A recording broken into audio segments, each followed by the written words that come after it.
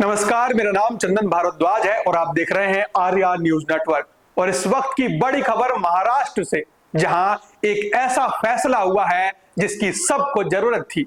देवेंद्र फडणवीस सरकार ने आखिरकार उस गैर संवैधानिक 5% मुस्लिम आरक्षण को पूरी तरह से रद्द कर दिया है। जी हां, 2014 का वो अध्यादेश जो धर्म के नाम पर आरक्षण दे रहा था, अब कचरे की टोकरी में है। देखिए, अगर मजहब के नाम पे लिए अगर रिजर्वेशन वापस ले किया तो गलत है।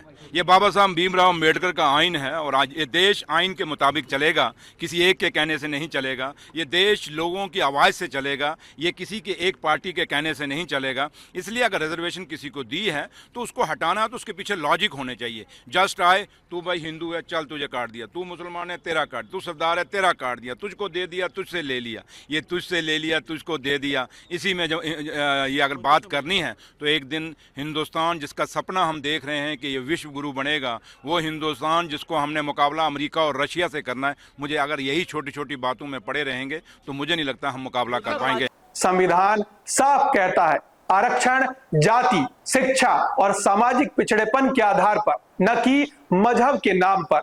बाबा साहब अंबेडकर ने कभी धर्म के आधार पर कोई कोटा नहीं सोचा था। ये क्या तमाशा चल रहा था? मुस्लिम कहकर 5% सीटें छीनना, ये संविधान का अपमान था। अगर ऐसा किया है, धर्म के आधार पर आरक्षण की व्यवस्था को संविधान ने नकारा है।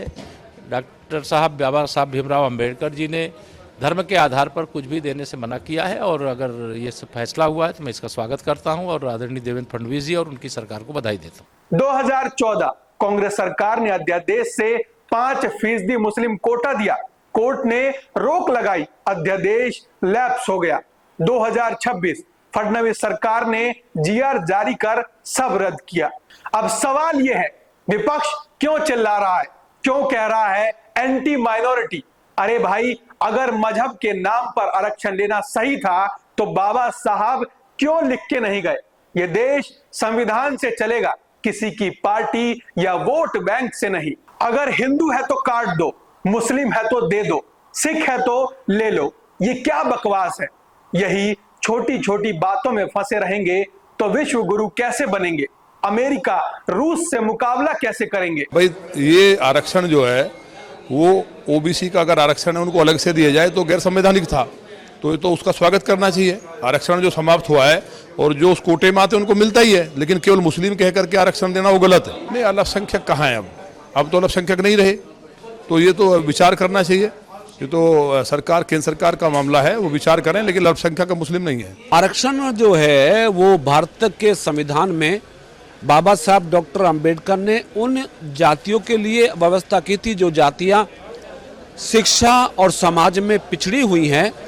उसी के अनुरूप आरक्षण देने की व्यवस्था पे विचार होता है। यदि महाराष्ट्र की सरकार ने मुस्लिम समाज को आरक्षण देने की व्यवस्था को समाप्त किया तो मेरे ख्याल से उन्होंने कुछ सोच समझ के किया होगा।